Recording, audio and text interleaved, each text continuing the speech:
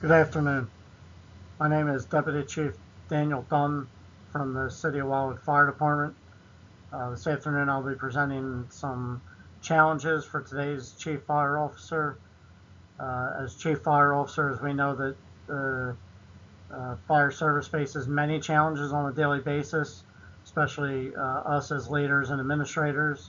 However, I have chosen two of those challenges that we deal with today to discuss.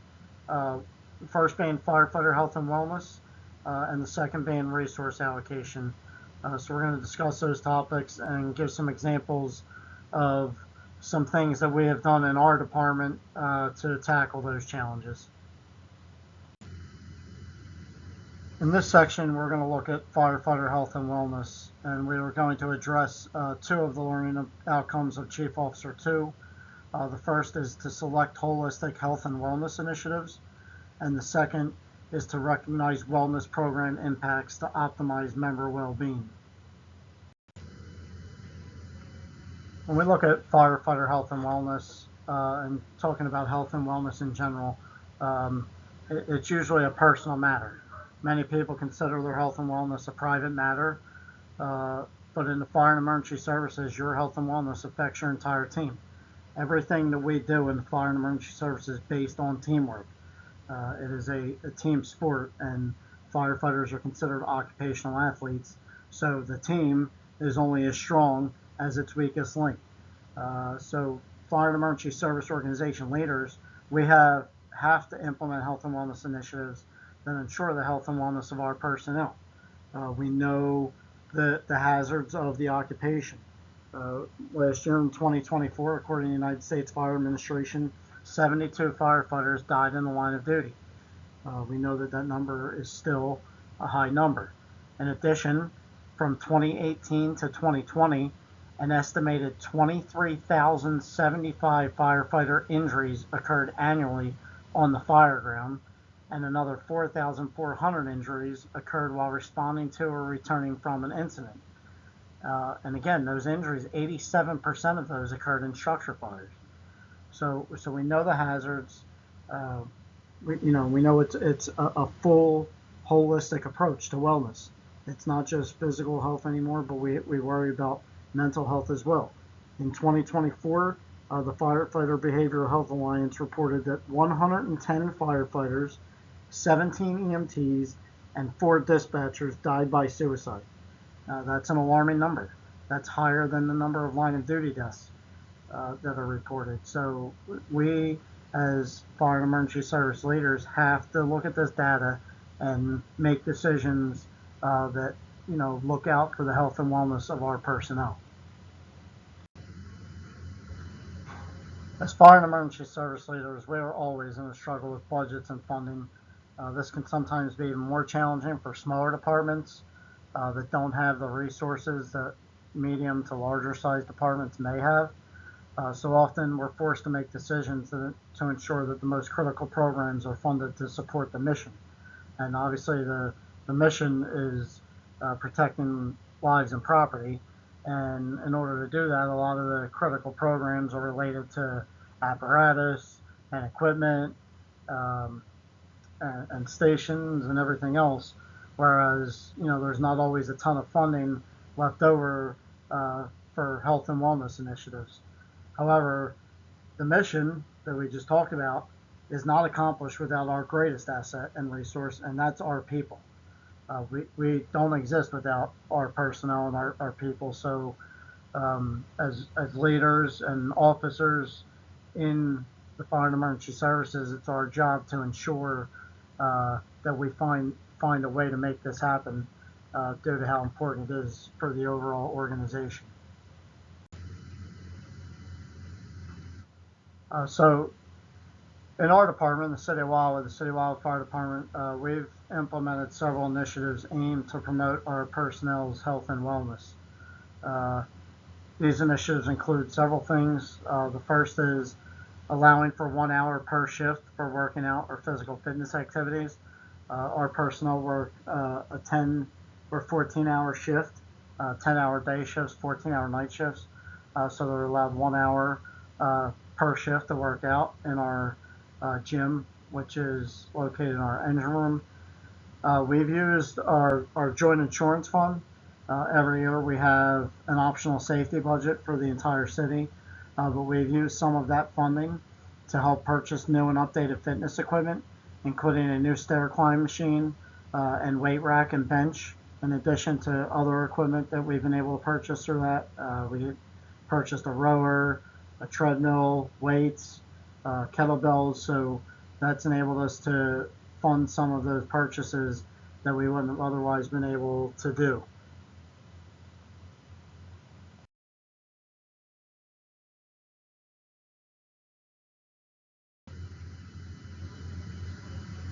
Another initiative that we implemented is every year all WFD personnel complete the Gift from Captain Buccio medical evaluation program.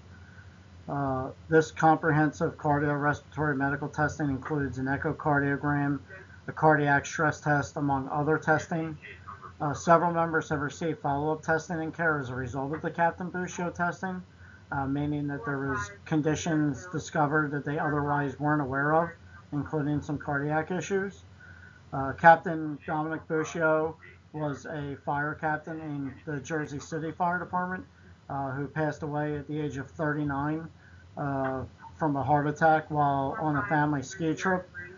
He had just had a physical the year prior and was found to be basically in good health with the exception of a moderately high cholesterol level. But he chose to skip his physical the year of his death.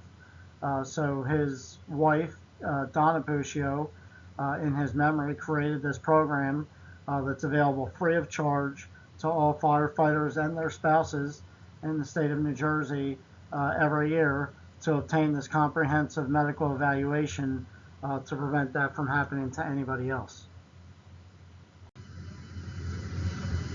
Another initiative that we were able to undertake last year in 2024 was we conducted in-house cancer screenings through NDS, who had partnered with the New Jersey State Firefighters Mutual Benevolent Association. These screenings were not mandatory, but as the administration, we strongly encouraged all of our personnel to participate, and fortunately 100% of our personnel chose to do so. This was very convenient as it was done in-house. This company came in, they brought all of their testing supplies and equipment with them, and each member of the department went through the evaluation. Again, this is just another step, supplemental to the Captain Buccio program.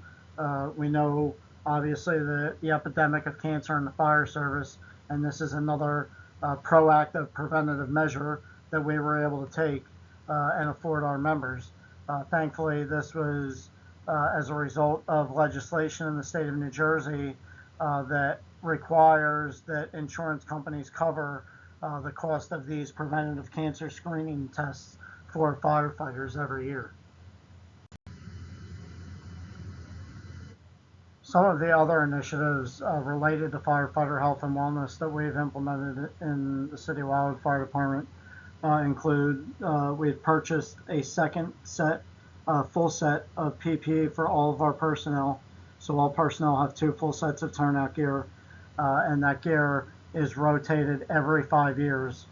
We've been fortunate to budget that so that the gear is not only within date, but that our personnel have access to that second set in the event they respond to a fire during their shift.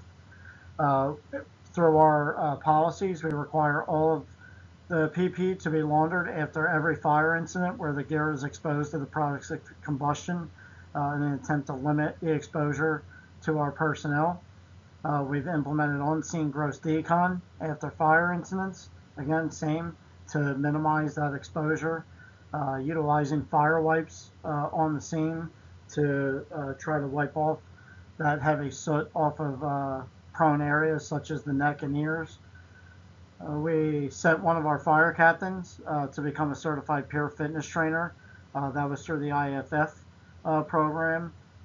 We sent another fire captain to peer support training related to behavioral and mental health through the IFF as well. We applied for and were awarded, and fortunate enough, we were awarded a grant through the Larry's Firefighters Foundation for the purchase of a new gear extractor or turnout gear washer to enhance our members' ability to keep their gear clean. And another thing that we're looking and we're currently exploring are options for offering in-house annual psychological exams for our personnel.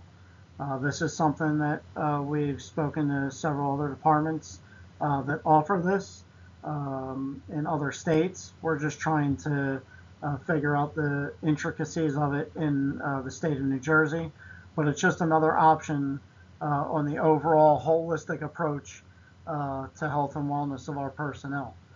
Some of these things that we're doing are no different from what departments all across the country are doing. As a smaller department, we've been fortunate that we've been able to implement all of these. But again, as fire and emergency service leaders, it is our job to take care of our personnel and most importantly, their health and wellness, because if they're not healthy and well, they can't perform their duties. The second challenge that we're going to discuss for chief fire officers is resource allocation. This section will specifically address 2 learning outcomes of the Chief Officer 3 program, which were to assess resource allocation strategies for enhanced operational efficiency, and second, to identify resource optimization methods that apply to fiscal responsibility. So as a Chief Fire Officer, one of your main responsibilities is to ensure that an effective and efficient response package is available to respond to emergency incidents. That's our primary mission. From fires, motor vehicle accidents, technical rescues, to natural disasters, the fire service has to be ready to respond and mitigate these incidents effectively. Staffing is always cited by chief officers and firefighters as a problem or challenge in the fire service. We hear it all the time. There are never enough firefighters. We need more people. Volunteers needed. Hiring challenges. Another issue that we face in the fire and emergency services is we always do more with less when presented with the obstacle of not having enough people. We always find a way to get the job done, and that is a double-edged sword. For the public watching or the politicians, they see the fire engine or the ambulance going down the street, and they see that the fire gets extinguished or the patient, gets extricated from the vehicle and taken to the hospital, and they think everything is fine and that the job is being done efficiently and effectively. But when we don't have proper staffing, that is certainly not the case. And it's our job as fire and emergency service leaders to educate both the public and the politicians and elected officials of the resources and staffing that we need to properly carry out our mission. So when we look at resource allocation and real-world examples, as a small department, the City of Wildwood Fire Department has long had to manage the challenge of staffing and resource allocation. We're fortunate in 2025 that our career staffing currently is the best that it's ever been.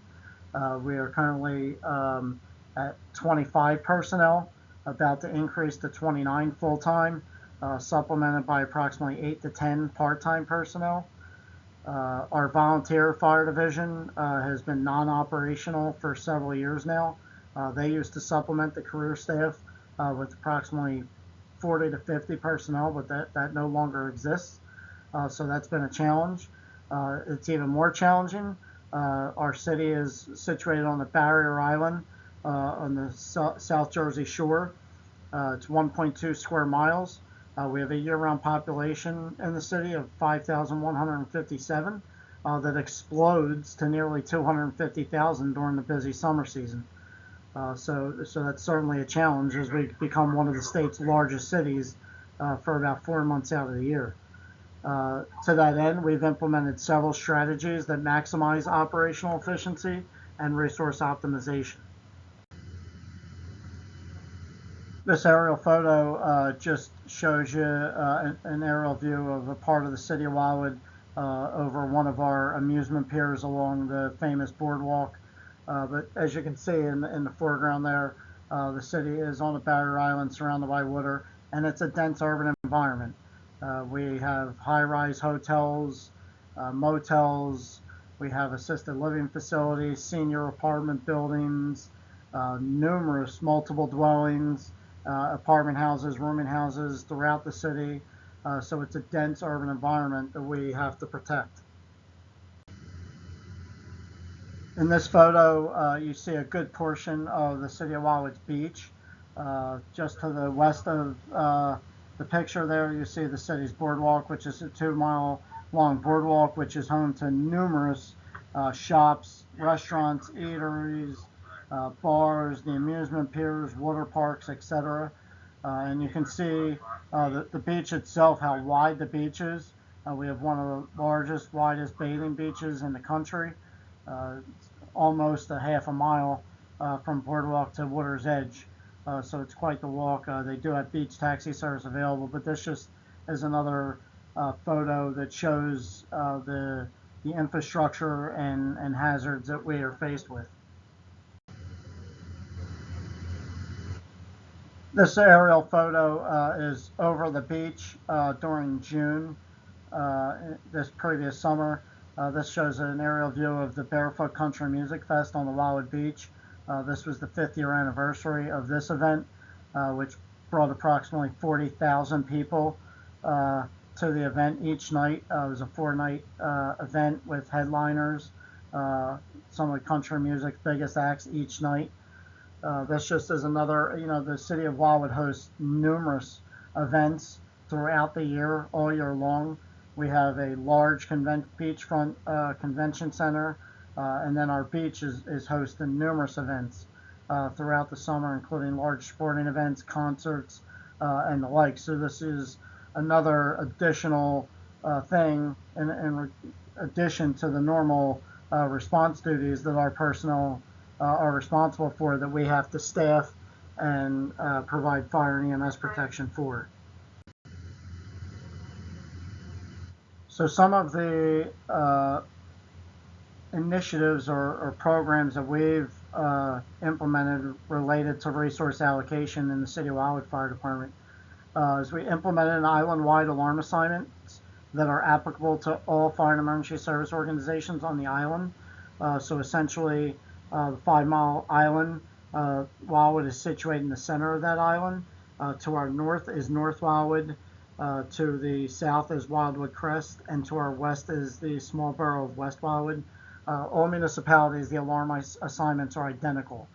So if you're in the city of North Wildwood and you request a second alarm, you're getting the same exact resources if you transmitted a second alarm in the city of Wildwood or elsewhere. This is, basically standardize our response package, and we know what we're getting on every incident. We also implemented an open water rescue response protocol for all before and after hour emergencies when lifeguards aren't on duty, as well as the off season for all water rescue emergencies island-wide. So the lifeguards are on duty from Memorial Day until basically the weekend after Labor Day each year, but all the other times there was a lack of an effective response, and now there's a very effective response because of this open water rescue program. The response package, again, is the same on the entire island, so no matter which municipality the incident is in, the resources sent are the same. We also are the lead agency for the Cape May County Urban Search and Rescue Team, or Cape May County USAR. So our county has numerous hazards present in an urban environment that require technical rescue capabilities. This was a lacking discipline or lacking area in our county, but together with the City of Ocean City Fire Department, we have worked together to create the county team, which responds to the technical rescue incidents countywide and provides those services. The county also has provided us with training and equipment. We have used data-driven decision-making and staffing decisions and requirements. This is a challenge as a chief officer. So an example would be that we look at our data for incident numbers, and because of our reduction in part-time staff, we aren't always able to staff 2 ambulances during the summer, so we look at our slower times, and those slower times seem to be Monday, Tuesday, and Wednesday nights that have a lower incident count. The problem and challenge with that for chief officers is we're making those decisions based on that data. And we know that that's not always going to be the case. And we've experienced that where, you know, we could have 2 ambulances staffed on a Saturday night, as well as, you know, our first out engine, with 7 personnel working, and they may have 8 calls for service. But then on a Tuesday night, there's 22 calls for service. And we have to, you know, rely on mutual aid and recall of off-duty personnel. So it's definitely a challenge, but we are using that data to help drive our decision making to make it more efficient and effective. This is a photo of our heavy rescue, Rescue Company 3. As you see on the side of it, it says Cape May County Urban Search and Rescue. This vehicle was purchased by Cape May County as the lead agency for the Cape May County USAR team. Again, this is, at the time, this was a 2020 vehicle, over $1 million. This apparatus, you know, cost our taxpayers absolutely nothing in the city of Wildwood, but it's a resource that not only serves our city, but the entire county. And in addition to the vehicle, the county has fully supported all of the equipment that is on the truck as well. And the disciplines that we provide include structural collapse rescue, trench rescue, confined space rescue, rope rescue, water rescue, both surf rescue, swift water rescue, as well as ice rescue. So we cover all technical rescue disciplines. Some of the other things that we have done, we've conducted needs assessments in order to optimize our resources to see, you know, different times and days and months that are busier as far as staffing requirements, and then needs assessments as far as apparatus and our stations. We continually work with the city to develop and manage a budget that is fiscally responsible, while at the same time provides for the most efficient and effective operational model. Again, as a chief officer, this is very stressful and challenging because you're trying to provide the highest level of service while at the same time being responsible to the taxpayers that are paying for that service. We've applied a continuous improvement approach to all that we do. We routinely conduct after-action reviews of incidents and events. This year we've developed committees, including research and development, strategic planning, and apparatus committees to continually look at ways that we can improve the services that we provide to our residents and visitors. So in conclusion, chief fire officers have numerous challenges and obstacles that they face on a daily basis. Anybody that's a chief fire officer knows this.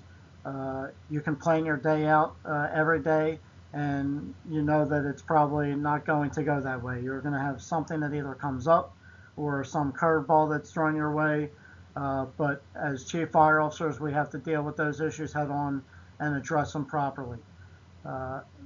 Even though it's challenging and many things that we have to deal with, by implementing industry best practices, staying passionate about the job, continually seeking professional development opportunities, and engaging all stakeholders, both internal and external, they can achieve success that benefits not only their organizations, but more importantly, the public that we swore to protect. I thank you for your time, and I hope this information was beneficial.